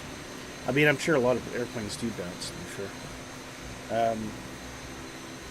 But yeah, huge thank you to everyone for joining us today. That was a lot of fun. A lot of fun. So we'll just remember in the future, if we get those frame rate drops, we can always do a reload. And great flight today, says would love to do the Nap the Earth flying. Ah, yeah, absolutely. Absolutely. Oh, can hear engines shutting down now. So we'll leave it there. Hope you guys have a fantastic weekend. And next week, we'll be resuming our round of the world flight from, is it Port Moresby to Australia, I think, Nighthawk, is it? So do join us for that. And I've got a surprise. We'll be taking an airliner that we haven't used yet. And it will be in 2024, so do wait for that one. That's going to be excellent. Really looking forward to it. Great flight, says Johnny. Thanks for having me. Johnny, thanks for coming along, mate. It's always a lot more fun when we have people joining in. And, of course, you've always been a fantastic companion on these flights. So great to see you. And I hope we made it worthwhile for you. We made it interesting. Anyway, until then, I hope you guys have a really, really great weekend. Enjoy the rest of your week. And we'll see you here next time on Positive Rate. Love that sound. It's just like the stream's coming in and the engine. There we go. Anyway, guys, all the best. Take care.